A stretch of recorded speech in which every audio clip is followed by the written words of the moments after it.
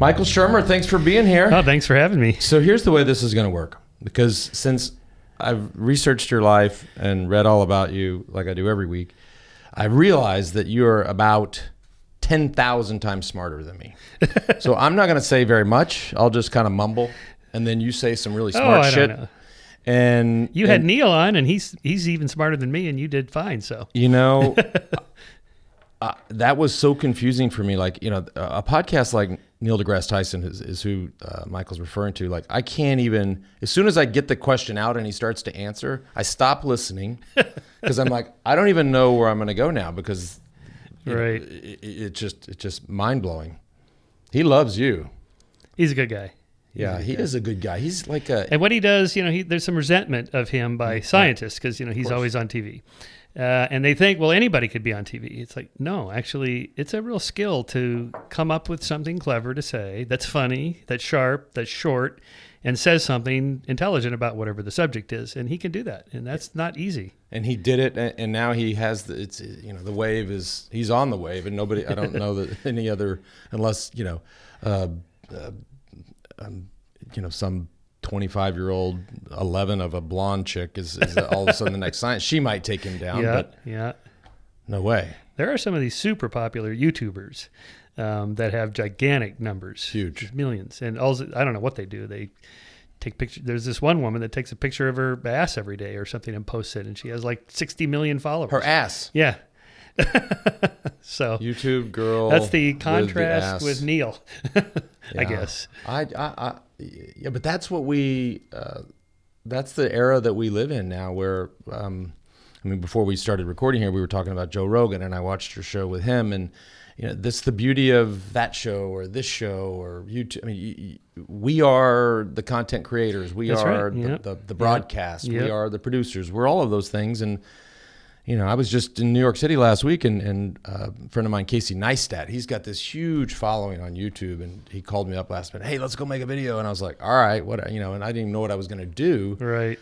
And I don't know how many people watched it on YouTube, but as we're on the west side, just on the other side of the West Side Highway down in New York City filming this thing, the following this dude has. Right. It's like, so I guess it's similar to Neil. Like, yep. It's similar to you. It's similar to Sam Harris, who you're going to be with tomorrow night. Like, all of a sudden, stars.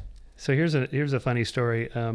So I'm up in Santa Barbara. I live there now. I'm riding on Highway 192 Foothill, and it all got wiped out in the muds last month. So I pick it up and just to see how far I can go. So I get to a bridge washout. There's a construction crew there, and the flag guy is there. Hey, stop! And then I roll a little closer just to see how close I can get to the washed out bridge. And he just points to me. He goes, "You're that skeptic guy, Shermer. I saw you on Joe Rogan. Oh my God!" And he just and this is what he does when he's out there with the flag. He listens to podcasts. And he had a notebook in the back of his truck, and he takes notes of what he learns listening to podcasts. Really? Yeah. This is the new media. It's like you're not going to watch CNN out there. And shows like CNN and Fox, they have you get 6 minutes. When you're an author, you get 6 minutes.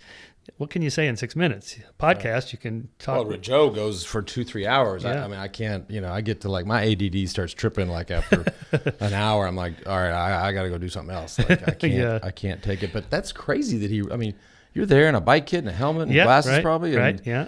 And, he's watching on his phone. So that's crazy that he put two and two together. So I think that's the new media. Some people are calling it the intellectual dark web. It's like this whole end run around the mainstream media, which has come under criticism. It's not all fake news, but there's not a lot of depth there for most of these shows. You get the 60 minutes, but even that's like 13 minutes for a segment. You can get an hour or two on a podcast and get a deep dive. Yeah. Speaking of, I don't want to move off of it because it's because you brought it up. You live there now. Santa Barbara's been a lot of listeners that live in Santa Barbara. It's been a really special place to me in my career, and I got married in Santa Barbara once, and a lot of great friends there. How is it going? Like, I've never seen it. First of all, I've never seen a mudslide. I've never seen one happen, and I've never seen one be done happening. Right. Oh, it was carnage in that one little area where near where Oprah lives. Missed her house by like maybe 50, 100 meters, and just rolled right down a channel all the way through underneath the 101 dips right there underneath that overpass that all the cyclists go over to get to the frontage road to the freeway, and it just went all the way to the beach. and the drainage stuff just couldn't handle all of it to get it out there, so it backed up and then piled up into the 101 and covered the 101 in about 13 feet of mud. Wow. The 101 freeway, it's this gigantic freeway. It's like, wow, it's gone. With cars, with with people cars in and them. probably people. And this is why it took so long it was like 2 weeks to clean it out, because they thought there were bodies in there. So they had to go so slow that they didn't know if they were... Yeah, so part of the problem, Santa Barbara, one reason it's so beautiful is because it has those rapid climbing mountains. They're super steep, as you know, Gibraltar, and but they're very crumbly, and so any kind of rain without the roots of the trees, and then there's also something about the particular species of bushes and trees that are there. When they burn, they secrete like a creosote oil that soaks into the soil, and then the water doesn't soak into the soil. It hits it like it's oil and just rolls right over it and then picks up speed. Right, but that doesn't, I was just going to say, I mean, you can't, those mudslides like happened a couple months ago, don't happen if you don't have the fire first. Right, So that's right. you know, the doomsday scenario is fire, or, drought, fire, rain equals that. Yeah, and all those roads where you used to train, and it's. I heard San Ysidro Ranch just gone. Yeah, it's gone. Yeah, like not a building there. There's nothing there. It's just. I mean, that's just crazy. Like fucking JFK had his honeymoon there. I know. It's gone. Yeah. That guy Ty Warner owns that now. Yeah, the Beanie Baby guy. Yeah, he owns. And the Biltmore. He owns. Biltmore's not. They're going to reopen in April, but that San Ysidro Ranch, you just can't. When you go there, it's like this is the perfect place to be, and it's just gone. So it shows I tweeted about this. Nature doesn't care about us. Doesn't give a shit about us. It just does what it does. Forces of nature. So much of life has. I didn't to do need with... to read that tweet to know that. I know that's right. We know that already. What was also interesting about that tragedy is that in a lot of tragedies, people, you want to see before and after, right? You can see before, you can see the school, and then afterwards you can see the school. In this situation, right, nobody had photos of these places that were hit perfectly or hit the worst, right? So they went to Google Earth, like Street View. So the before shot was Google's Street View, right? And then of course the after shot was reality. And And when you're out mountain biking in any of the Southern California mountains, you see down in the canyons, way down, these huge boulders. It's like, how did this boulder get here? And it's not just that it rolled down; it's that the mud takes the whole slab. The rain and stuff takes the whole slab of earth with the rocks in it. So it's like not the boulder rolling down the hill. It's like the entire maybe 10 feet of earth with the boulder in it moving along. So this is why you see those cars. The car is just going along. It's not being carried by water. It's just sitting in the mud like the boulders, and the whole slab so nothing stops it. A house isn't going to stop it. Poles, nothing. They're just flattened. Yeah, and what? And I was curious about this. Like, what's the vibe? Look, if this happens in, India or someplace where it's just, or Brazil or something, where it's just an area that's just 100% poverty, we know how people react, right? Everybody rallies and there's fundraisers, and Meanwhile, this is Montecito, right? This is arguably price per square foot in Montecito, California. Arguably, maybe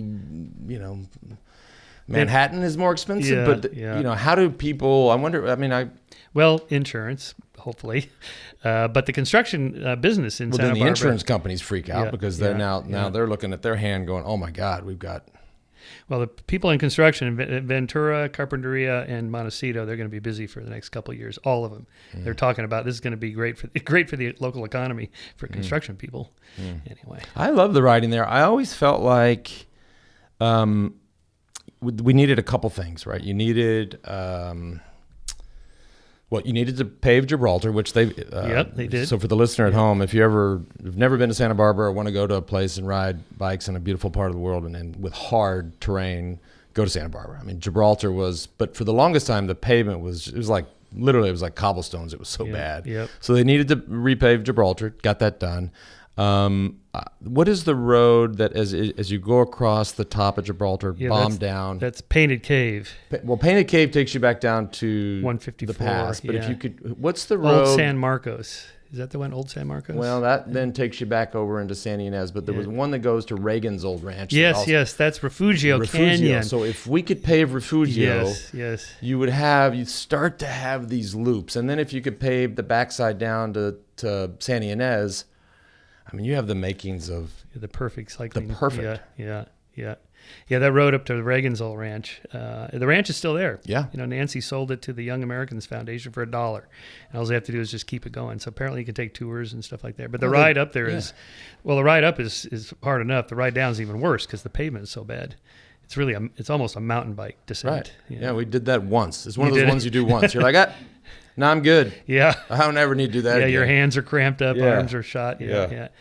I had Shermer's neck after that. Shermer neck, We're gonna get to Shermer's neck. It's the only thing I'll be remembered for. Let's talk about this new book. And I confessed to you before, and it's not a confession because I tell everybody this, like, I don't read books. And I have all these books on the shelf that people have been on the show that give me these books. And most of them probably think I read the books. But this is super fascinating to me. And I might actually have to read a book. But Heavens on Earth, heavens plural. Yep. I totally agree with. The Scientific Search for the Afterlife, Immortality, and Utopia. By the way, I had to look up Utopia. Okay. It's nowhere. Right. Yeah. And then there's dystopia. Yeah. Right. Yeah. So break these down for me, the afterlife. And I was shocked and of course it's all over all of your materials. 74% of Americans think that there's an afterlife. Yeah. I'm in the 26. Yeah. Okay, good. I think we live, we die, Yeah. it's over. You're an atheist, right? Or an agnostic or something? Non-believer? What's the difference? Well, technically not much. Agnostics just claim it's an unknowable concept. We can't know if there's a God or not. Atheists, the weak atheists, say, I don't believe in God. And strong atheism, I believe there is no God.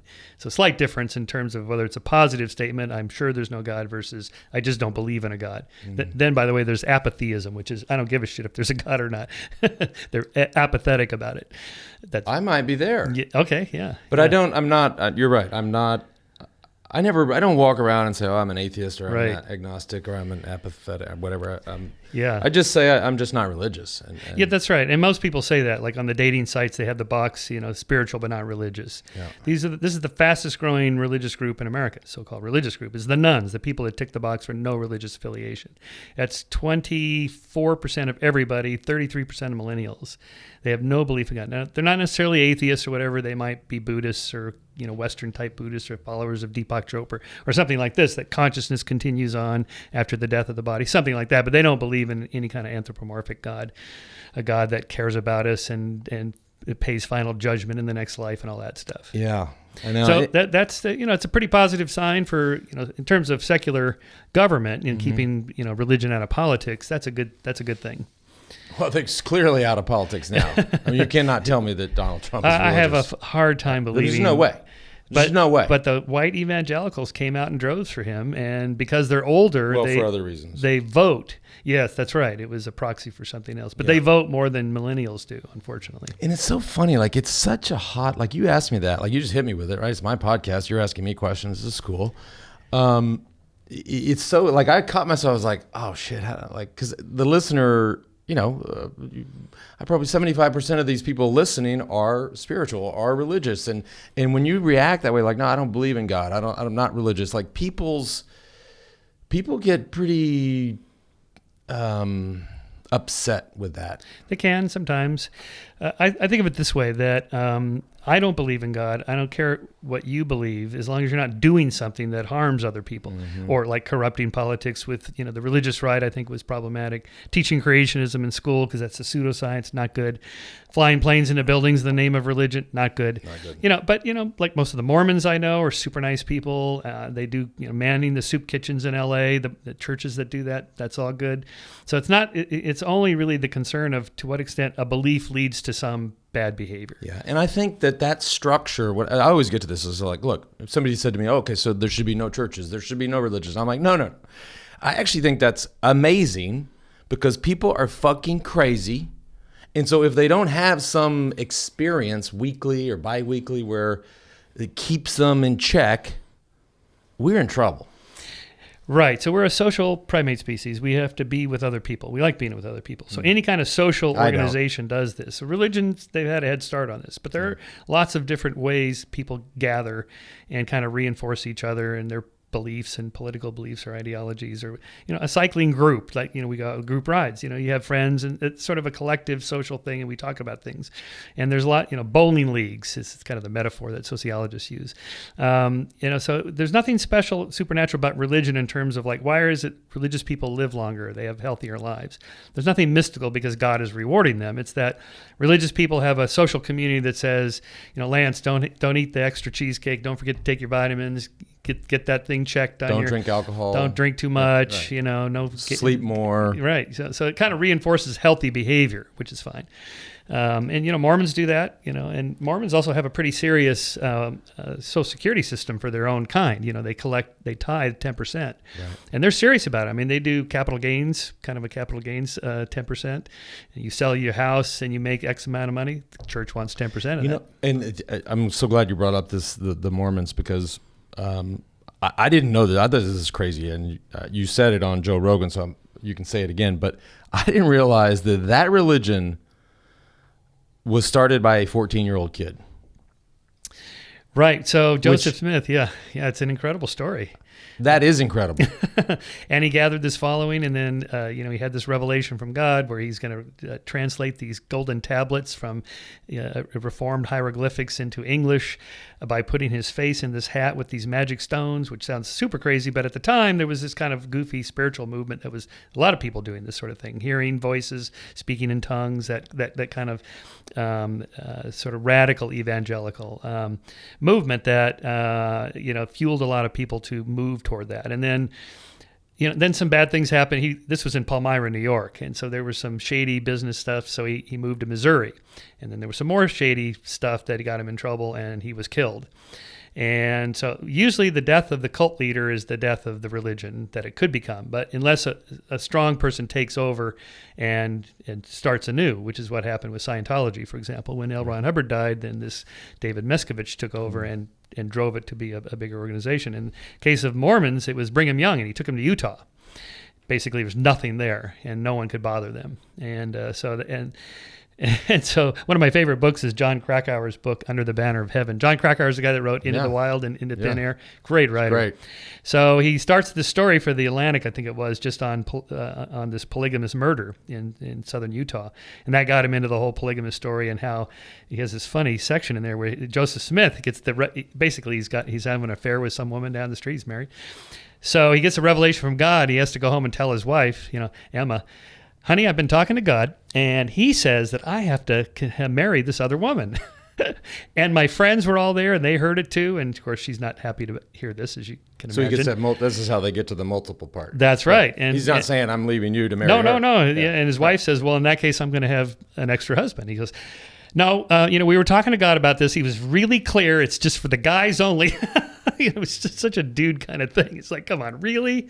And she bought it, sort of. Well, my friends were all there and they heard it. Anyway, then when he died, then Brigham Young said, well, I'm not going to do this. We're going back to, monogamy. But then he tried it and said, hey, this is, sister wives and all that kind of stuff. All right, this is good. And they moved to Utah, and it took off until 1894, when the state of Utah when the territory of Utah wanted to become a state. And the federal government said, you're not going to be a state with this polygamy thing. That. Yeah, no, we're not doing it. So, yeah, I mean, it's interesting, like these stigmas around religion and race and politics with regards to, maybe there are no more stigmas now that we are where we are. But, when did Romney run for the last time? I mean, it was always like people felt, it seemed to me that people were like, we cannot elect a Mormon just because of all the things you just laid out, like that. And I'm not saying Mitt Romney's a good or a bad guy, I don't know, but at some point in a debate or in just an overwhelming amount of press, people go, no, this is crazy. But maybe we're past that. Yeah, now. I think so. With my quip is the difference between a cult and a religion is about 100 years. Yeah. And Mormons, Romney was, let's see, that was in 12. He ran in 12. Yeah, it was McCain in 08 and 12. So and so he got the nomination of the Republican Party, a Mormon. So that's a sign of mainstreamism. Now he's going to run for Senate in Utah. So that they've gone mainstream. Scientology, probably, I don't think they're going to make it because there's been too much controversy about that. Yeah, that's some. But how we even the language we use, cult, it has sort of pejorative connotations. And where do the people in the cult live? In a compound. Why don't they live in a house? Well, because they're a cult, and cults live in compounds. So you saw this with the Waco thing. There was just that 6-part Waco series. Yeah. Very disturbing, the government overreach. I mean, this guy, David Koresh, he was a wingnut, and he was a bad dude. But, go barging in with tanks and guns. It was handled. I mean, you can't look at that and say that it obviously was handled wrong, but it was crazy to watch that all go down. And being 100 miles down the road, we got to watch it pretty up close. Yeah, all the tactics, like these people were these super religious people. They would go get these stacks of speakers that you would have at ACL festival, and they put them right by like as close as they could. Yeah, and they were playing like Judas Priest and Iron Maiden, and like trying to just drive these people fucking crazy with loud music, which by the way would drive anybody crazy. Right. In the middle of the night. They played Nancy Sinatra's "These Boots Are Made for Walking" like over and over and over. You would want to put a gun to your head after that. Yeah. So they got that tactic actually from sort of 1950s mind control research that the CIA was doing back when we thought you could create a Manchurian candidate and program people or deprogram and all that stuff. So they got these ideas. Well, we could play music, or we play. One of the things they played was the sacrifice of rabbits, so like rabbits screaming when they're being cut open or something. It was just sort of gross stuff. Wow. Yeah. Janet Reno was mean. Yeah. Well, she was intense. Yeah, not her finest hour. Yeah. And then now let's talk about our immortality, because I'm so. How do I want to say that? Like because I think you do too as well. Like this whole idea that we can prolong life, we can live stronger, longer, faster, longer, better, longer.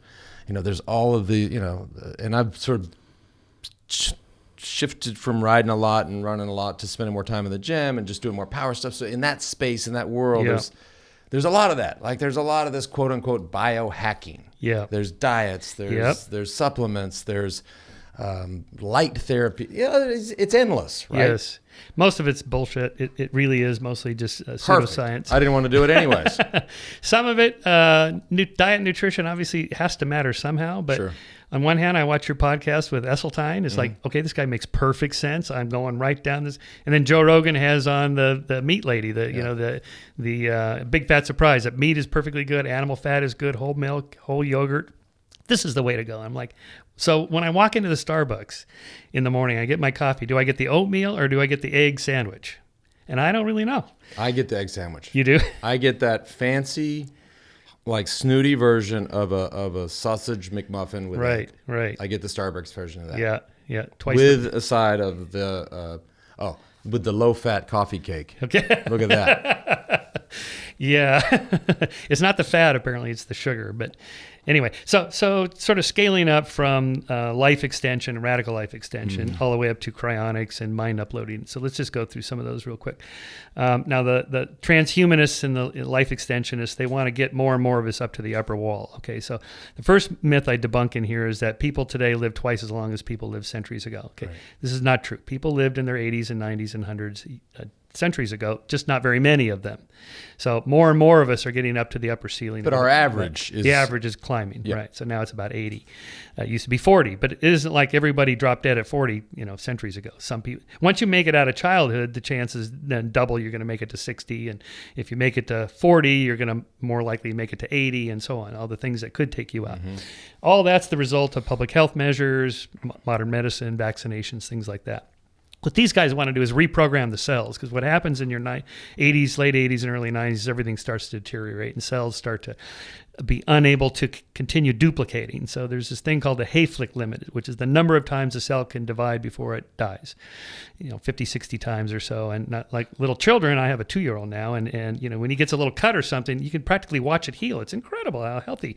Now, why can't you and I have bodies that just continue to like that all the way up into our hundreds or whatever, and it doesn't. But there are cells that continue to multiply indefinitely without a Hayflick limit. They're called cancer cells, which you know something about. Sure. So you don't want to somehow reprogram the cells that they can divide indefinitely and then become cancerous. So this is a super hard problem genetically. Now, these CRISPR technologies and some of the new genetic engineering snip of the genome has some promise, but we're not close to breaking the upper limit of about 120. So there's nothing that we have yet on board, but in an encouraging way, the people like Google's Calico is a company they have to defeat aging. They're treating it as an engineering problem. Now, I love this because, first of all, they have a gazillion dollars to do something about it. So these aren't like wingnut cranks off in their garage somewhere offering immortality. And they're doing this just for fun. Well, of course, they want to make money eventually. Yeah, but right now they're just kind of jamming. It's one of their what do they call it? The X projects, or where they're gonna have like the self-driving cars was one of those projects. And so, but instead of like trying to live 500 years or 1,000 years, my answer to them is, look, just get me to 90 without prostate cancer. Get me to 100 without Alzheimer's. Get me to 110 without being in a bed on a morphine drip. Just solve specific problems. So from there, then if you don't make it, you can have yourself cryonically frozen. So here you're dipped in liquid nitrogen, 260 degrees below zero, and you're just a block of ice. Now, there's a couple hundred people that have done this. People do that? Yeah, people have done that. About 260 people have done this, and they are mostly in Arizona and Phoenix, which is not a good place to have your cryonics company in case electricity goes out. Right. But yeah, and you can just do the head unit or the whole body, and it's a couple $100,000 to do it, but you get an insurance policy. So the beneficiary on the insurance policy is the cryonics company. So you can do it for the cost of a few $1,000 a year on your premiums. Right. So in the hope that something comes along that would have cured you, that you just thaw out and here we go. Yeah. Just jumpstart this thing again. Yeah, it's never going to happen. That's a bunch of bullshit. Yeah. That ain't happening. It's not happening. Even I happening. know that's not happening. That's right. Yeah. You can tell the difference between a frozen steak and a real, non-frozen steak. No. Now, they have new techniques that are better than just raw freezing. They inject the body with this cryoprotectant antifreeze. The problem is that that legally cryonics is a form of burial. So you are frozen on the worst day of your life, the day you died. And where are you when you died? You're out on your bike ride. You're on a car somewhere. You're in a hotel, and they don't get to you right away, and the cells are dying within minutes. So to get the cryoprotectant in there and then pump the body full of this ice and all this freezing technology takes hours, even days. So no one frozen to date will ever be brought back. I got this, and I actually did. I did actually start this book. I might have made it a chapter or two called "Stealing Fire." Oh, right, I've heard of that book. I haven't read that. So and I bring it up just because it starts by really looking at two groups. So Google, who there's no telling. By the way, no telling what they're doing behind those walls. Right. With all walks of life and animals, and no telling. And then elite SEAL teams. Right. So primarily around the idea of hallucinogenics and mind altering things, and trying to, for a long time, or for I guess up until recently here, those were sort of bad words, right? Oh my God, right. And now. There are people that are going, including Google, including SEAL teams, all these people that are like, hang on a second, this in terms of mental clarity, total and complete human optimization, which is, both of those groups need and want that. Right. A lot on the line for these guys, right? The SEAL team guys, a lot on the line for them financially. So we want I would love to just peek in there one day. Yes, well, because you have to sleep a certain number of hours a day. If you could have that and still be alert, that's probably a chemical thing you can do, or genetically engineer a chemical thing, or heighten your senses, increase your VO2 uptake or power up, whatever it is you want to do. In terms of performance enhancement, the next step is just genetically re-engineering. This is coming. This is happening. Yeah. I tell people this all the time because I get the question more than anybody. First question is cycling clean now. Right. In which point I answer, I don't know, because I'm so far removed. I don't know. And then two, should we just legalize doping? Right. Which is a whole nother answer. But what I eventually get to with this situation is that, look, once we can manipulate genetics, so manipulate the body to create more red blood cells or to create more power. What then? Right. Yes. You're done. What does it mean? As a fan, you're just like, okay, well, I'm only going to watch. I'm not going to say that's a heavy thought, actually. It's huge, and it's coming, and in all walks of life. And maybe we want to have a level playing field in this sport or that sport or whatever, but in life in general. So we know that a lot of med students and law students, they take certain stimulants and stuff for finals and stuff. And, what's the difference between coffee, which is sort of a low grade stimulant to stay awake to study for your finals, and something better? Some of these Adderall because you're already manipulating your brain chemistry anyway. So it's a sliding scale. When I was running Race Across America in the 90s, after I was done racing, I thought, we started doing the doping testing with the UCLA lab, and I thought, what's the point of this? I mean, why not just legalize it? Just let everybody do whatever they want, because there's so many ways to beat it at the time, and it was pretty crude back then, whatever people were doing or not. What does it mean to have a fair race? We have this idea that God gave us this body, or evolution gave us this body, and that's it. But you're already tweaking it just by training and diet and napping and just all the stuff we should be doing. Those are all performance enhancers. Yes, right. So, but there has to be a line. Like I tell people that there may be a small part of me or a day of a week where I'm like, I just don't care. I don't care anymore. But then I have sons and I have kids and they play sports and. I don't know if your 2-year-old's a boy or a girl, but if they grow up to ride bikes, at that point, I think you care. Yeah. I'm like, yo, I actually do care. Yeah. And so that you mean because we don't know what the consequences are, long-term consequences? No, my oldest son is a football player. Look, that game. Right. Come on.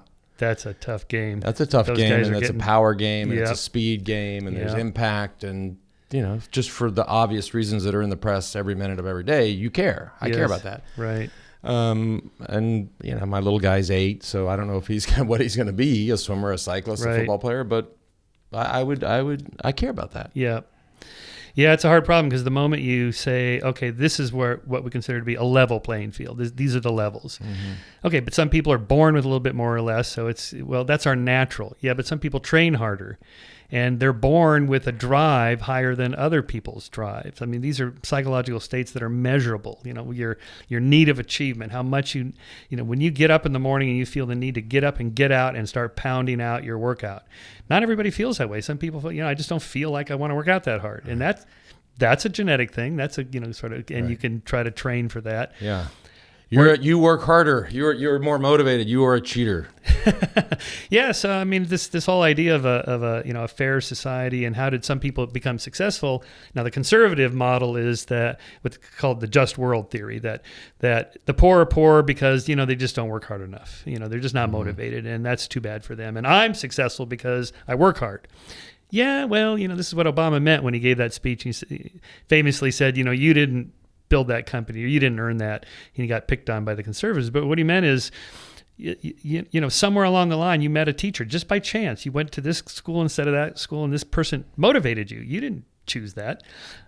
Your parents gave you some drive genetically or whatever that you're motivated to work hard and make money. Not everybody cares about that, and it's not important. You don't have to make money to be happy, and so on. So, and then there's all the chance and the other things, the roads, the bridges, and so on. You didn't do any of that.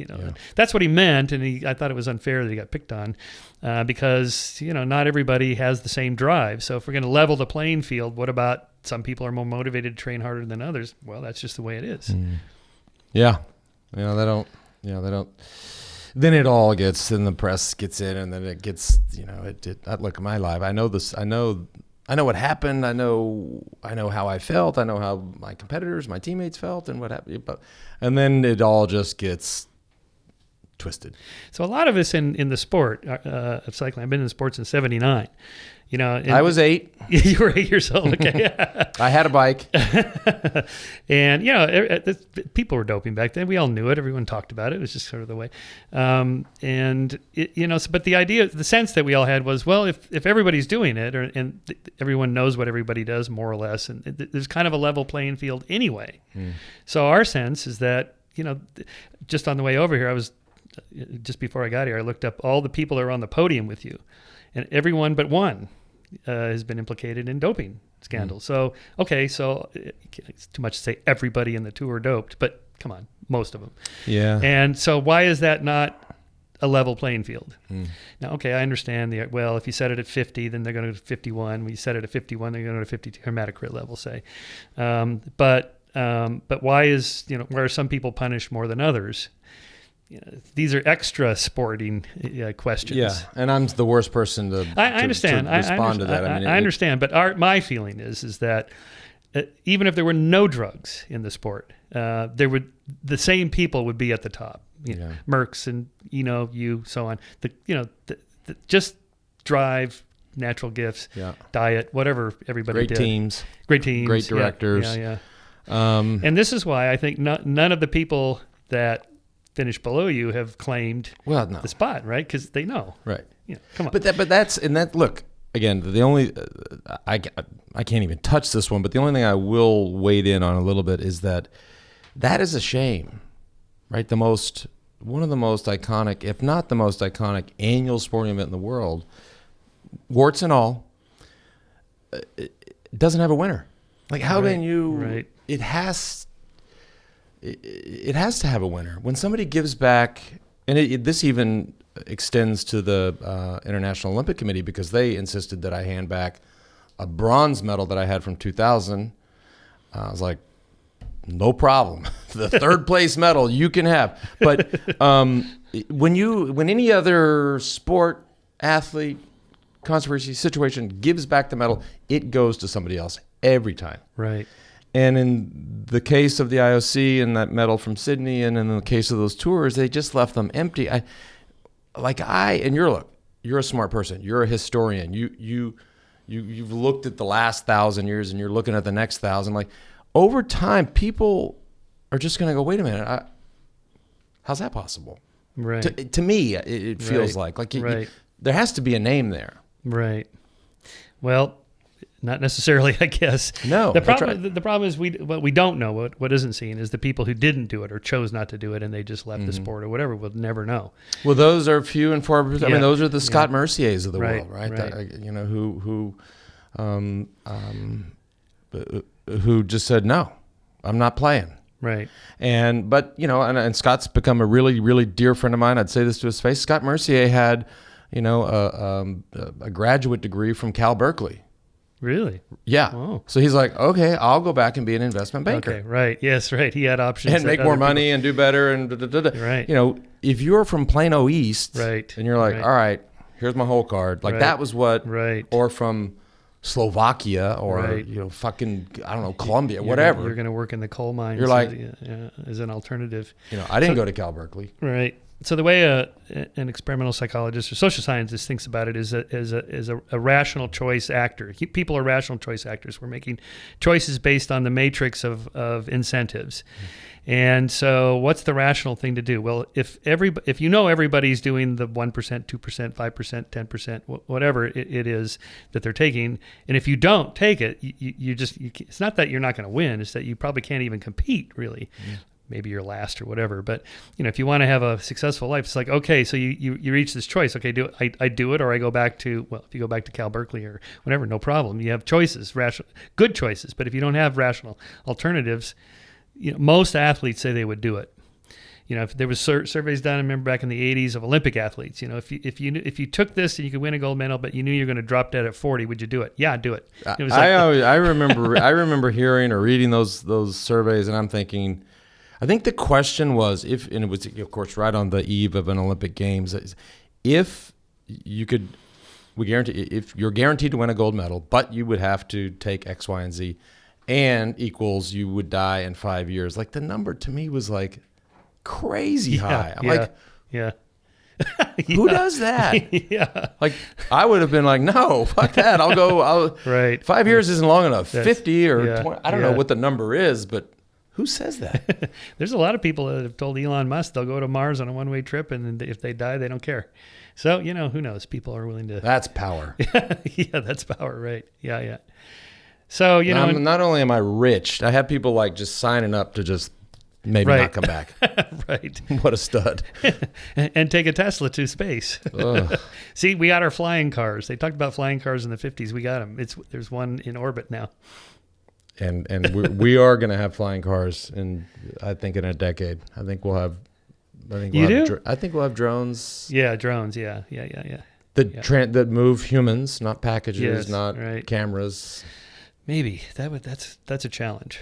Elon, that's why he's doing the I boring. live in Austin. We have the worst traffic anywhere. So everybody here's like, worse than LA? Nah, I mean, Yeah, okay, come on. Wait, you know why it's bad? It's bad because people don't expect it to be bad. They're like, oh, Austin, cool place. It's not LA. It's not New York. It's not, Houston. Right. And then they get here and they realize that 40 years ago, when this city had an opportunity to say, you know what, we are a cool city. And at some point in 2018, everybody's going to be here for South by and go, oh my God, we want to move there and we don't have any state income tax and we don't have all these things. Right. And, 40 years ago, they said, fuck that. We're not building the infrastructure. We don't want people here. Right. Fast forward to boom, 2 million people in this area.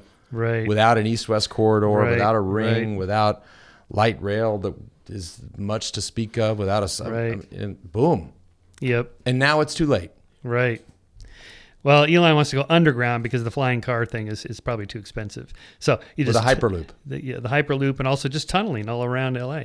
I mean, London and New York have tunnels all under the city. It can be done.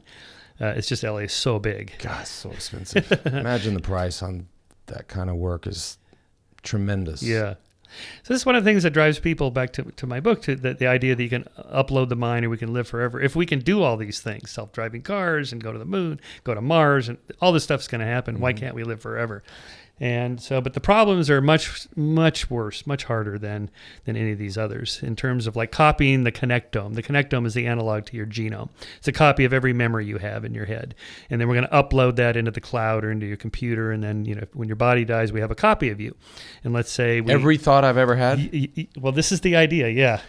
Maybe you don't want all of them. I think I'm out now. Like I'm right. I'm going to shut the computer. No, nobody. By the way, nobody wants that. Yeah. Well, this is why Christopher Hitchens famously described the Christian heaven as celestial North Korea. I mean, you go there and there's this dictator that knows all your thoughts and controls everything you do. It's like, that doesn't sound like fun. No. No. I don't want anybody to know every thought I have. No. But this is the theory. It's a crazy theory, and it's even worse because let's say we copy you. Let's say you back up your mind every night where you're sleeping, and then it goes to the cloud, and you go out on a bike ride or whatever, and some tragedy happens, and you're killed on the bike ride. And so the police contact Anna. Oh, this is terrible. No problem. I have a copy of Lance in the cloud, and I have a clone of his body down at the company. So I'll just put it all back together and I'll have him back. But you were wearing your helmet. It was a cold day, and you actually fell into this frozen lake, and you survived. And 2 weeks later, you come back and you decide to go home and surprise Anna. I'm here, and there's another Lance Armstrong in the house with your sweetheart, and you're going, wait a minute, what? Who is this guy? And he's like, I'm you, and you're going, no, I'm standing right here. So this is the problem. You write about this in the book? Yes, this is bullshit. I mean, come on. This is what not that the book is bullshit, but this cannot happen. This is the theory that people have, and it can't work. It's just a copy of you. Your point of view is not going into the cloud. The point of view self. So there's a movie, Johnny Depp's movie, Transcendence. This is what happens. He gets polonium poisoning from a terrorist, and he's about to die, so he uploads his mind, and the computer turns it on. He's in there looking at the little camera hole. This isn't going to happen. Your point of view self is in the head, and you can copy all the memories and put them somewhere, but your point of view looking out through your eyes, like you wake up tomorrow morning, it's still there. You wake up from a surgery, it's still there. But you wake up after being chronically frozen or copied into the cloud. I don't think that's going with it. Yeah. And one point you made, it was in an interview you did, look, this is all work and research and expensive research, which I don't know. I guess some of it could be good, some of it not. That sounds weird. I'm sure there's other things that are good, but it's not like we are sitting here in 2018 going, all right, well, we fix everything else, so let's go just kind of fuck around with some weird stuff. Like, yo, how about the 1,500 Americans that died today of cancer? Right. And Alzheimer's, and I mean, all of these just terrible situations. It's like, shouldn't we maybe, and this is the point you made in the piece, is like, we have plenty of stuff that we actually still need to fix. Exactly. I mean, really, why worry about living 1,000 years? Let's just get more and more people up into the hundreds. Yeah. Healthy, strong, cognitively aware. What do we got to do? Sleep, diet, whatever. Yeah, okay. Reprogramming the cells. Okay, if we can do that. This is what I'm worried about. So that one of the themes of the book is this obsessive focus on the afterlife that religious people have, these scientists have. I call it the afterlife or atheists. It's just you're missing out. This is where we live, Right. here now, not the hereafter. Here. Not the afterlife, this life. I call this Alvey's error. Alvey is Alvey Singer, Woody Allen's character in Annie Hall. And remember in the beginning of the movie, he's a little flashback where he's a young boy and he won't do his homework, so his mother takes him to the psychiatrist. And the psychiatrist says, all right, Alvey, what's the problem? He goes, the universe is expanding. He goes, the universe is expanding. He goes, the universe is everything there is, and if it's expanding, then one day it's going to blow up, so nothing really matters. Right. And his mother yells, what's the universe got to do with it? We live in Brooklyn. Brooklyn's not expanding. Go home and do your homework. That's right. That's what the mom and dad's supposed to say. Yeah, I mean, so we live in Brooklyn. We live in this life. It doesn't matter 1,000 years from now or eternity, heaven. None of that matters. By the way, none of my kids would ever say it. They wouldn't say that. Like, that's not even the way. I'm so glad, I guess. Like, they don't even think that way. They have other shit they say, like, I don't know, like, I want to play with my iPad. Or Right. They have a lot of excuses. Right. It isn't like that. But back to the cancer thing, which just because I know you've talked a lot about this in the past as well, but just sort of merge into this. If you take the war on cancer, as it's called, which Right. Nixon declared Yep. many decades ago, Yeah. and it is a war. I agree. Anything that takes that many American lives every day, every year. If that was terrorism, we would be in a national crisis. Look, we saw it. It happened in one day, right? So we'll use those two things, right? Yeah. This idea of conspiracy theorists. So look at 9/11. Look at the war on cancer. The conspiracy theorists on 9/11 are you can go to YouTube and they're everywhere, right? Yep. But there's plenty of conspiracy theorists with regards to cancer, like we have the cure. And when I spent 15 years in that world, and I'd have people say, "Oh, they can cure it," but it's just too much financial incentive and upside for big pharma, right? That it's never going to be cured. Yeah, I mean, that is crazy talk. Of course, because look at all the things we have cured. Yeah. That people used to make money off of. So why did that happen? Yeah, they are crazy. The problem is, I think there's not cancer. There's not one thing that's called cancer. There's 50 different, 100 ones. That was hundreds. Hundreds. Yeah, I speak to it all the time. And they all have different, complex systems that are genetically different and so on. And the next step is sequencing the genome of a cancer and then compare it to yours and see what's the exact best treatment. That's coming. I mean, it's already Jimmy Carter, right? Didn't they inject the virus in his brain tumor, and that's why. I don't know what they did, but that old boy. He was written off. He's been hanging in there. It's just crazy. Yeah. I saw this clip of him too. I think it was on CNN where he was like, I don't know why, but he was flying Delta, and he's like in row 32. Did you see this clip? No. When he's walking, the fucking President Carter is walking down the road. First of all, he's a president, so he should either be in a Gulfstream or at worst, he should be sitting first class. Homie's in 32A. He's walking back and he shakes every person's hand, takes a picture. And he's ancient now. Right. It was just, and of course, everybody's filming President Carter. Yeah. It was awesome. I don't know if that was just some PR stunt, but I don't know why he would do that, but it was amazing. Yeah. Yeah. What a mensch. Yeah, good temperament, good personality. A little bit different than our current habitant of the White House. Yeah. Takes all different kinds of personalities. But I think we're getting the cancer thing, some progress, long ways to go. Yeah. Alzheimer's, my friends that work in that business, again, it's a hard problem. Well, I tell you, I'd never been around it. And Anna's dad has it very bad. But we've probably lived with it for 8 years, and it just starts so again, I've never seen anybody with that, mildly or majorly, and it just started. We were in Aspen. He lived down in Fort Collins, and he'd made that drive to go camping, fishing, whatever, hiking, hundreds of times. Yeah. It starts with a call. I don't know where I am. Oh boy. Right. And you're thinking, okay, are you pulling my leg? Are you Right. what? I mean, Right. I'm lost. Right. And so it starts like, and then it's so sad. And I hope I have the green light to talk about this with regards to her. But it's just gets the point that it's gotten to now. It's just unbelievably sad. It's the saddest. Actually, it is the saddest major illness I think that we can confront. Especially since it lasts so long. It's expensive and it's taxing to people. To the family. Yeah. And that's the thing that as the individual, right? I mean, there are plenty of people that, if they knew that was that first day where Dave got lost, right? He realized, an hour later, oh my God, I'm right. losing my memory. There are plenty of people that are like, okay, I'm out because I know what's going to happen. I know the toll it's going to take financially, emotionally, on my family, and I'm out. Right. But do you actually act on that? Is that an actionable decision? Because maybe I'll wait till tomorrow. Maybe next week. I'll see how it goes.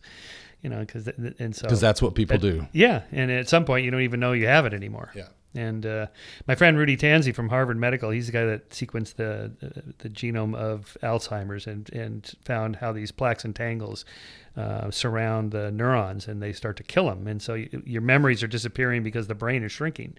The neurons are dying and so on. He tells me that, that we just don't have there's no drugs you can take to even slow the progress of the disease. There's things you and I can do now that, hopefully prolong this process. What they say is one of the best things, like if you're worried about if it runs in the family or you're just freaked out about it, about Alzheimer's, one of the best things they say that you can do is endurance exercise. Yes, that's right. Yeah. And sleep. Yeah. So then long bike ride followed by a nap. How good is life with that? I'm going to have a lot of other problems, but I cannot have that and problem. Maybe Rudy tells me meditation is supposed to be good, or at least some kind of deep relaxation. This may be like long walks or just sort of thoughtful, reflective. This might be good. Probably the Sudoku puzzles and that kind of stuff probably doesn't do anything, but it's good to keep a sharp mind. What about reading books like this? Reading books, yeah. I mean, reading my book now. There's research showing this. that. If you can get through this and focus on this and go for a long bike ride after. I recommend audiobooks. I do audiobooks while I'm cycling. I have the one earbud in so you can hear cars coming by when I'm by myself. Yeah. And you can grind through a book a week or so if you ride a lot. I live in LA, so in Southern California, so we drive a lot. So I'd still be like thinking about what I'm going to do later or what I'm going to do. Yeah, you kind of get used to it. Yeah. But anyway, we don't know about that. So, the last chapter of the book I talk about, so what's the purpose of life if there is no afterlife? Or whether or not there is, again, it doesn't matter because we live in this life. So what's the purpose of this life? Okay, so the first purpose is it has to do with the second law of thermodynamics, which I think Neil talked about on your show. Entropy. The universe is running down. So there's all sorts of ways that we can die, why we age and so on. And so pushing back against entropy is one of the things that we do as humans. We organize, we create things, we create energy, we try to live a full life. And what is it that leads people to feel purposeful and meaningful? So in the last 25 years or so, there's been a lot of research on happiness. So happiness is a big thing. Positive psychology is what it's called. And it turns out that just doing fun things with your buddies or whatever, just something short term, it is not enough. It's fun for a little bit, but what gives people lasting meaning is something that's not so much fun, but is sort of more long term in terms of your past and your future, helping people, getting outside of your own skin. The analogy I make in the book is the difference between, say, going out to dinner with friends, and that's fun, versus caretaking for parents. I had 4 parents, 2-step parents, and so I was caretaker for 2 of them. And this was not fun at all. Driving my dad around to doctors after doctor to try to figure out this problem and that problem in hospitals. And, it's physically exhausting, mentally draining. Not fun, but I felt better about myself. And I feel like, I did a good thing, and, I would want somebody to do that for me.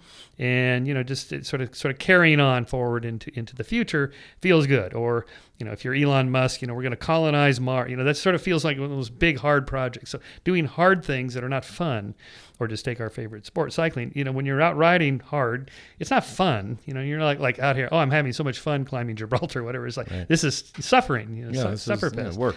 But you feel better later. It's like, I feel really good. You lay down. It's like, endorphins are flowing through your body. It's like, that was good. I feel good about that. And so it turns out that the research shows this difference between happiness and meaningfulness, that it's better to go for deeper, meaningful activities, balanced, of course, with daily fun things or whatever with your family and friends. But again, so, having meaningful, purposeful work, a reason to get up in the morning, family and friends, and something spiritual, whatever you want to call it. It doesn't have to be, it could be religion, could be meditation, could be helping out the soup kitchen, helping all the stuff you do with cancer patients, all that, these are the kinds of things that makes people feel like, I've had a good life. Mm-hmm. I did something that wasn't just about me, and sort of beyond that, whatever spiritual means. This could also be, I meditate, or I'm a Buddhist, or prayer. It can be, just thoughtful, reflective, long walks on the beach, or hikes, or rides, or whatever. Just something that just paying it forward. Yeah. There's I never even thought about this, but I mean, there's a lot of people that you use the word meaningful. Think about how many people they never do anything meaningful. Right. But, right, and they often end up unhappy about that. Yeah, I would think that just kind of gets to the core. I mean, it's a balance. Not everybody's going to be Gandhi or Mother Teresa, but there's nobody in this room. No, there's certain things we can do that that make a difference. So. Yeah. So I try to end the book on a kind of a positive note. This is what we evolved to do. We want to defeat entropy. We want to, reproduce and flourish and care about other people, our social group. Because we're a social primate species, we really do care about other people, not just our kin and kind, but the people that are friends and that we know. Yeah. And in the moral arc, I argue that it's not enough to pretend that you're a caring person and manipulate people, because other people will know it. So you actually have to feel it. Like, I really feel I care for my friend. And then the friend knows that I'm genuine in that and feels the same way about me. So I argue we evolved this kind of true friendship, true morality, true enough that it's part of our nature. This is addressing the problem of where does morality come from? Where does good and evil come from? Right. The theist argument comes from God. Okay, but how? How does that, inside I feel like I've just done the right thing, or I just did a wrong thing. Why would I feel guilty about stealing your stuff? Why would that emotion be in there? So we have to have a evolutionary explanation. So I offer that you can't fake being a good person. You can cheat. People do cheat. There are cheaters. In terms like Wall Street people or whatever. Yes, politicians. We read about them. Well, but there's sort of a matrix there of. So what I argue about moral progress is we've kind of tilted the matrix to get people to lean toward their better angels and suppress their inner demons. We all have inner demons. Mm-hmm. Solzhenitsyn famously said that the heart of darkness cuts through everybody's heart. And that it's not enough to just eliminate the bad people, send them to Australia or whatever. No, that everybody has the potential to do bad. Everybody. So the question is, how can we tilt the incentives in society to so we have tax breaks for donations to nonprofits, for example. Right. That's a government way of saying we want to tilt the matrix to give people motives to be good. And we have policemen patrolling, just to remind you, the sort of shadow of enforcement. Right. We know everybody thinks about running the red lights. We're going to park a squad car right there on the corner. Well, now it's I mean, it's obviously there's a camera there. Yes, and it's in the future it's right. With things like this around, and they're just the Big Brother is just going to get bigger and bigger. Yeah. So yeah, all the way down to whatever I would download my thoughts every night just to make sure. Well, we don't. Yeah, see, we don't want to go that far. We don't want a totalitarian state where we, like in Minority Report, where Tom Cruise, we know who the criminals are before they. Yeah. That's too intrusive. Yeah. Right. So there's some balance in there. And you started out like look, as I read your stuff, which I read a lot more about you than you probably were comfortable knowing, but It's been interesting, and I think I'm right on this, that your views on a lot of these things have changed drastically. And they've changed, and what's interesting to me is they've changed, it's almost like you're reverse aging, right? So like, Yeah. what is that they say? Like if you're not a liberal when you're young, you don't have a heart. If you're not a conservative when you're old, you don't have a head or brain. That's right. Like your positions are changing. So when you're a young man, you're very, very religious. You're pro-gun. You're in favor of the death penalty. Right. And, I'm sure your position on me has changed. And so now as you're older, I don't even know how old you are, but now 63. They flipped. It's not supposed to work that way. Yeah. Well, it's hard to say. I try not to be committed to a collective of beliefs. Like these are the set of dogmas that represent our team, our tribe, because that's dangerous. Because you start believing things that you don't actually know anything about. It's just like if you ask conservatives about global warming, it's like, oh, it's a hoax.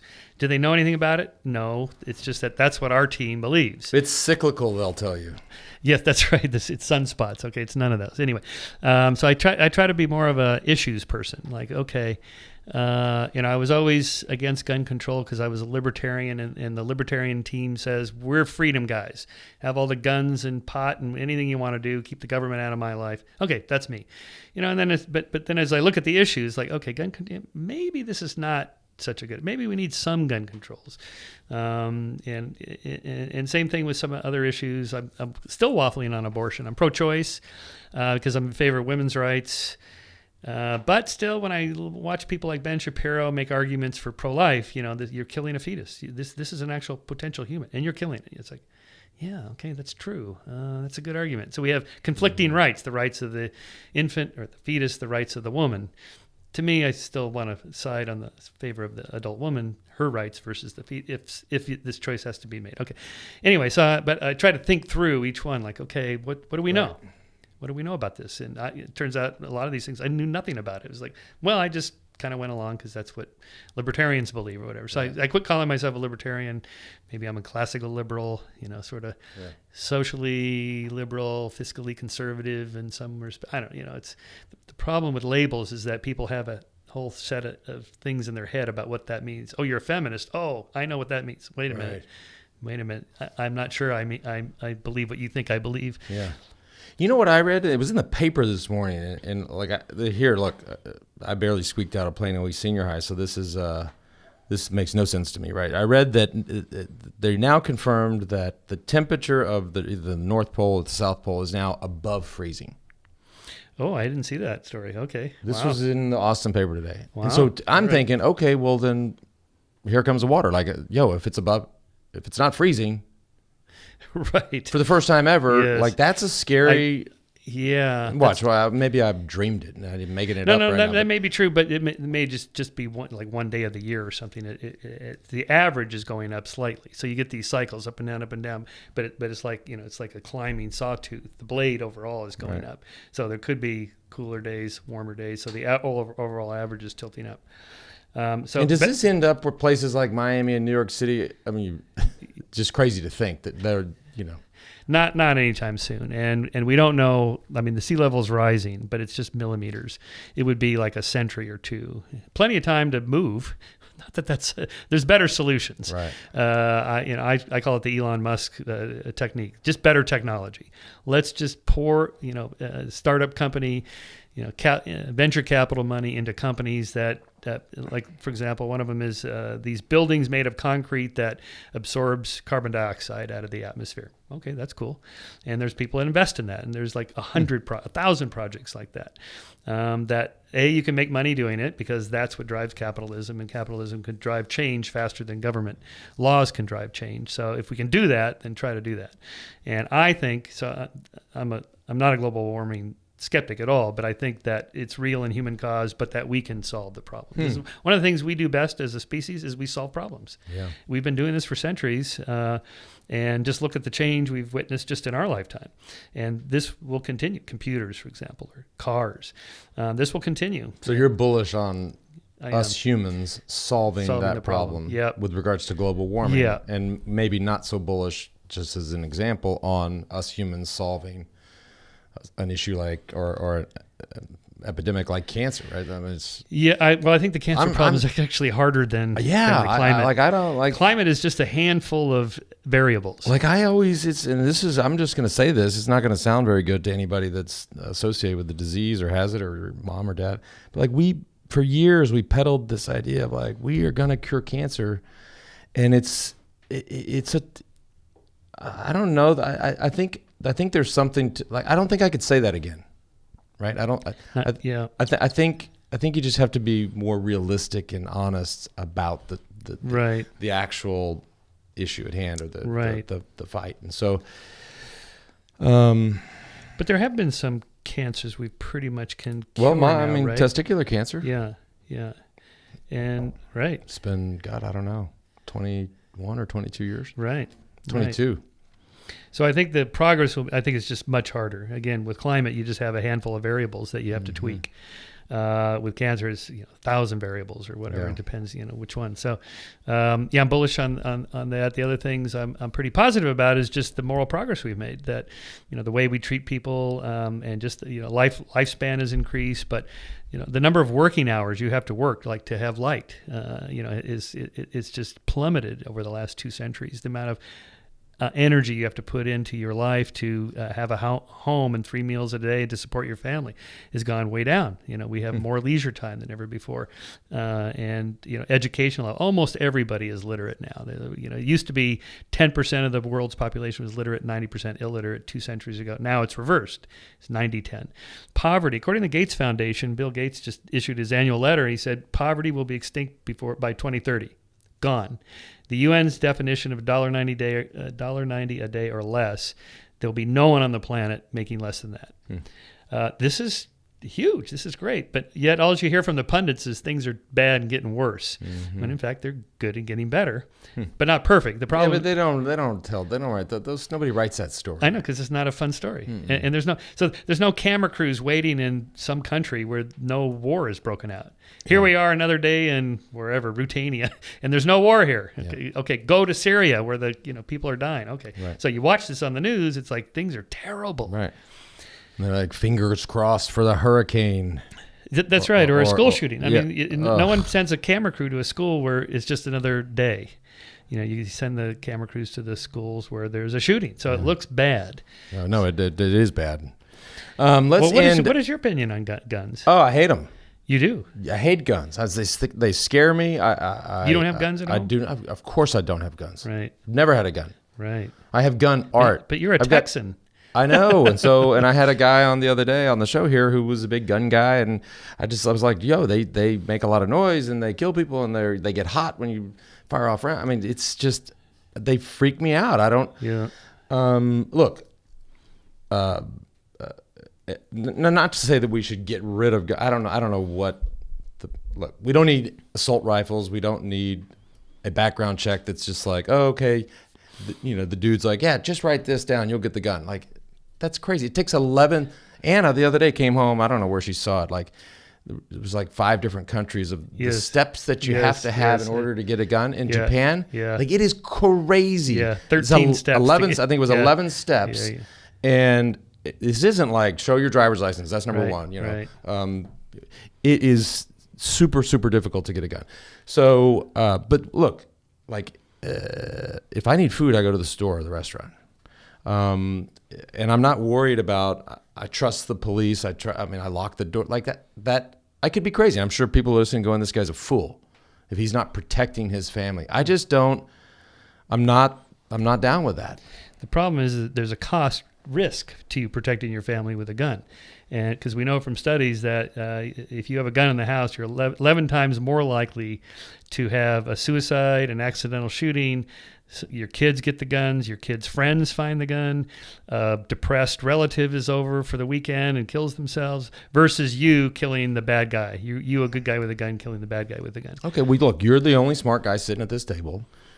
On issues like that, you give me a number like 11 times, I'm like, okay, then I get it. Like if 100 guys are sitting in a room, the 100 smartest scientists in the world sit in a room and say global warming is real, I go, okay.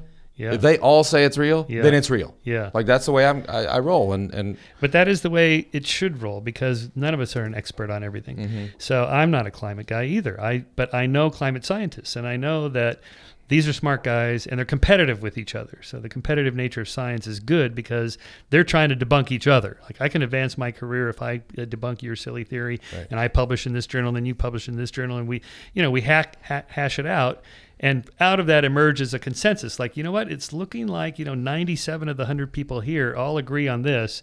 And these other 3 guys have some theories over here that they don't really converge. I think this is probably what's real. that's right. And that's what the consensus means. Conservatives go, oh, it's like a democracy. They're just voting, getting together on the week. No. No, it's not they're not voting. They agree because of the evidence that they've already argued and hashed out, in competitive, peer group, kind of conferences and journals. So that's how we can be confident of that. Yeah. Let's end, because I'm going to get in trouble if I get home too late. And family Sunday night family dinner. She's like, "What time is this podcast over?" But I want to talk briefly about cycling, just because I don't think people who know you and are your fans and read books, I don't think they really know and appreciate your history with the sport of cycling, and especially ultra distance cycling, like really, really ultra distance, like 3,000 miles, like Race Across America. One of the founders of the race. How many times did you do it? 5. Like people are like, why don't we do RAM? And I was like, do I get to sleep? Oh, no. You can sleep like 30 minutes a day. I'm out.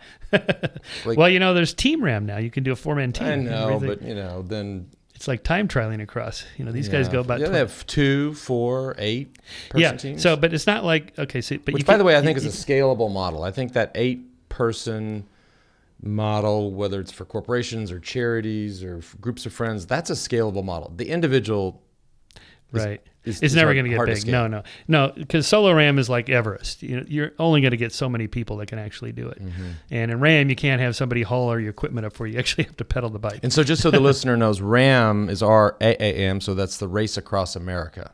Yep. Yeah, just so they starts in San Diego, or Yep. Starts in San Diego and they finish in Georgia. they're in Maryland now. Oh. It used to be, we went LA to New York in the beginning, and then we did San Francisco to New York, and then we also went from Irvine to Savannah. So we varied the So route. there can't be a record. Well, there are how's records. that? There's a transcontinental record.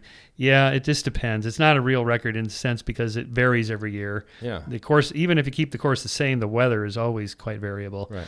But the record is 7 days, 15 hours now. It's about 16 and a half miles an hour. So it's pretty fast. That is crazy. Yeah. 16. Okay, for the listener at home who thinks you're a bike rider, why don't you go out for a couple hours? You think you're a rider? Go try to average 16 and a half. You can do it for 2 hours. No, make it 3 hours. You have to do it for 3 hours.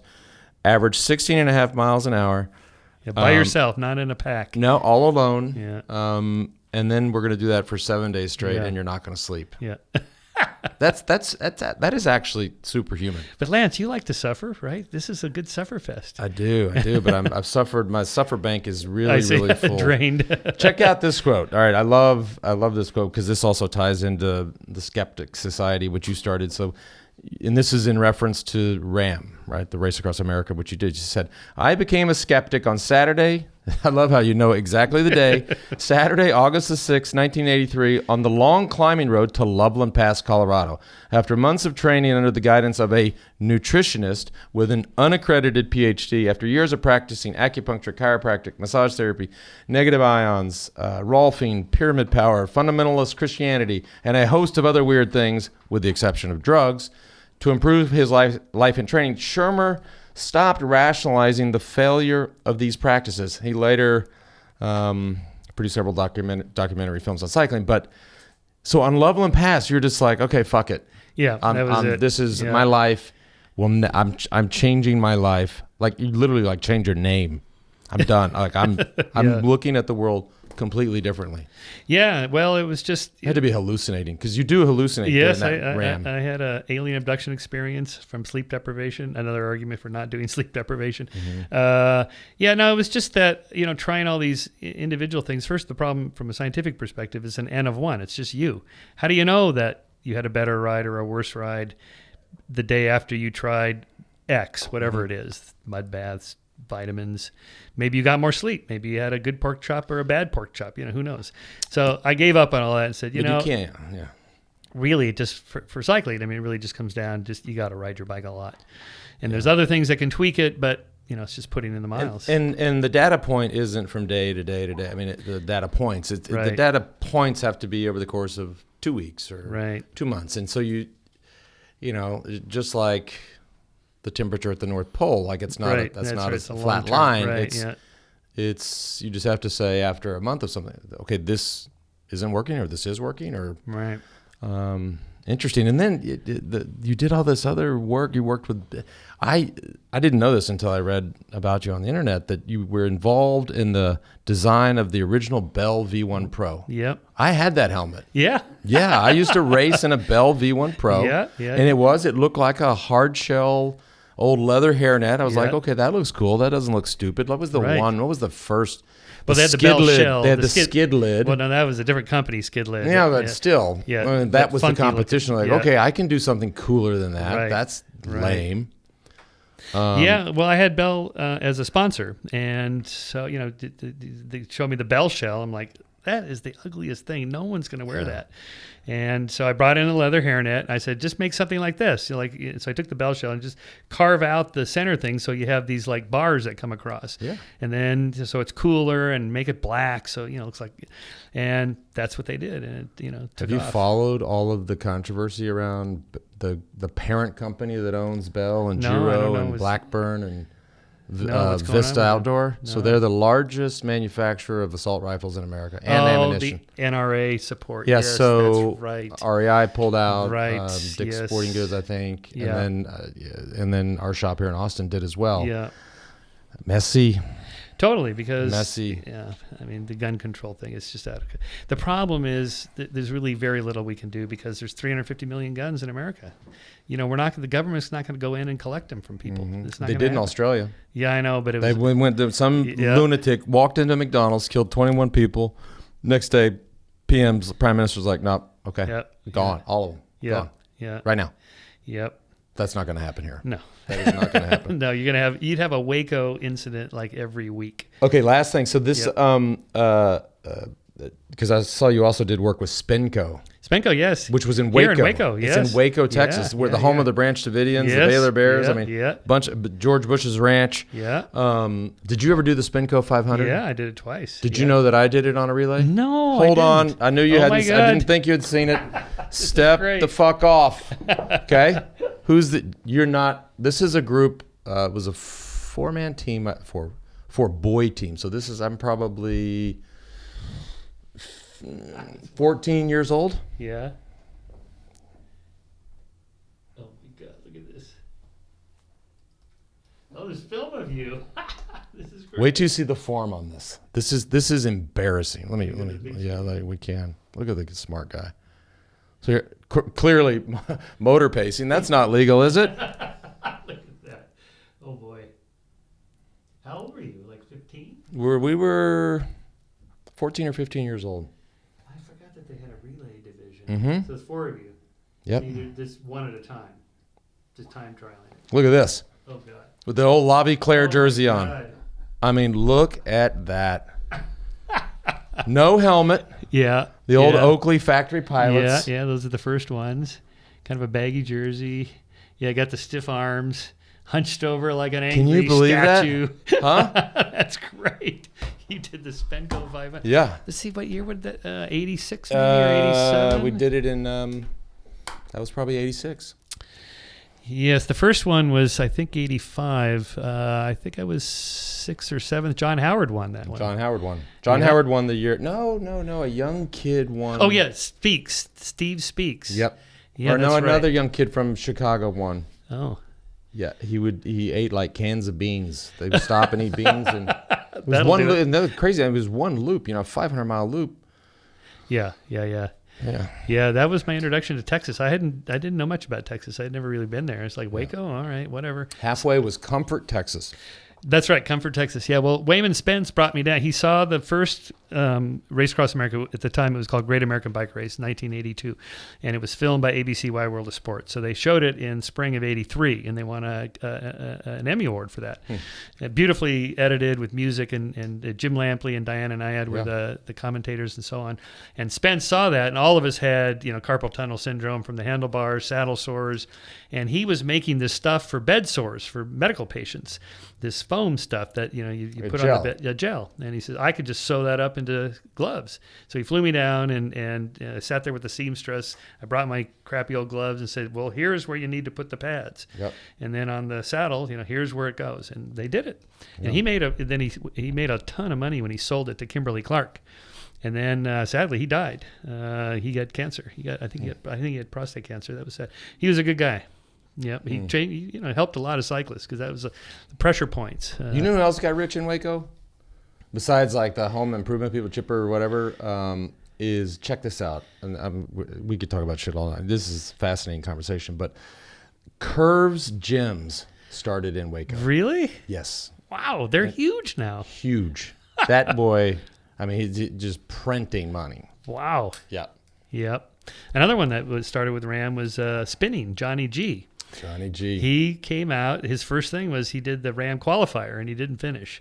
And then he came out again and he qualified and started Ram, didn't finish. Then he came back out, he just kept at it. But I'll never forget, he showed up with like a black Mercedes with these gorgeous women as his support crew. It was like Johnny and like 4 gorgeous women in like mini skirts, and we're looking at this going, okay, this guy has no idea what he's getting into. This is not a party.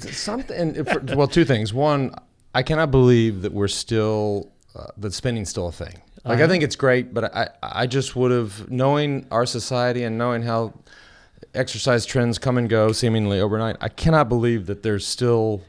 That's still a thing. SoulCycle is a $1 billion brand. Right. Flywheel. Yeah. Peloton. Peloton's a little different. It's not really a spin bike, but all the other ones are truly spin bikes. Right. So that's number 1. Number 2, I don't know if it's true or not, but I think Johnny G sort of got cut out of the whole thing. He invented this entire sector, and they were like, okay, well, we don't need, you're done. We don't need you anymore. And then he went out and did the crank cycle. You seen the hand cycle? I didn't realize he did that. Yeah. Oh, okay. So, but obviously the big Right. plan, the big business, the big money is the bike. I never heard how he made or didn't make money on spinning. I just knew something happened. It became big. Yeah, maybe he didn't patent or get a copyright or whatever you would do. I'm not sure what the intellectual property would be on spinning. I mean, anybody can set up a bike, and I've done it a few times. Not my thing. Southern California, we don't have to ride indoors. Right. You're not a Zwift so I'm guy. kind of spoiled, but I kind of get the appeal with the music, and you got the person up there going, "Come on," and it gets all hyped up. It's sort of a social thing. Look, let me tell you the appeal.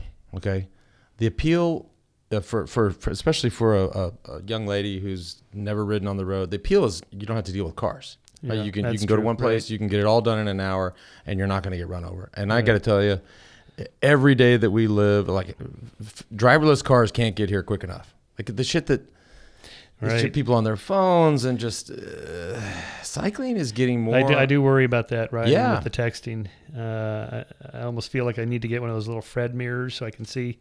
No, don't do that. No, get the light on your bike. I have that really bright red flashing light that you can literally see 2 miles away. Dave, our mutual friend Dave Lettieri at Fast Track, he puts everybody on those lights, and you got to do it. For sure. You got to do it. Why not? Yeah. That's right. Yeah. No, I have a Tesla, so it's semi self-driving. You double click on the cruise control, it takes over the steering wheel. And in LA, when I just get on the 405 freeway, get in the left lane, double click, and it just takes over. And I'm a pretty good driver, but I'm not 100% focused. I look down at my phone, I get the sandwich, coffee, I look out the window. It never does that. Mm-hmm. So this is why it's coming, and it's got to come. It's, Elon's talking about from 35,000 people a year dead to 90% less, so 3,500. The old 90-10 again. 90-10 again. Literacy. And it's a weird thought. I have a 26-year-old daughter and I have a 2-year-old son. I have a feeling my 2-year-old son will never drive a car. I think you're right. it could be he'll go to the track for fun, like, hey, let's just go, drive one of these old internal combustion engine cars and see what that's like. Yeah. It'll be recreation. Yeah, those weird old people that had Pontiac Firebird driver's license. The fuck is that? Who needs that? What? You'll rent a Camaro Get in muscle hop car. in my Tesla. And, Yeah. Yeah. Michael, thank you for being here. Thank you for having me, Super fascinating. Lance. Yep. No, I like what you're doing. It's a Thank good you. idea. Appreciate it. Love the logo. Thank you. That's the forward logo. That's right? the forward. That's pointing right at you. And because we do. Because we do. Yeah, That's I like what we that. do. Yeah. We'll get you a Sounds kit. good. I gotta have a kit. Okay. Yeah. Done.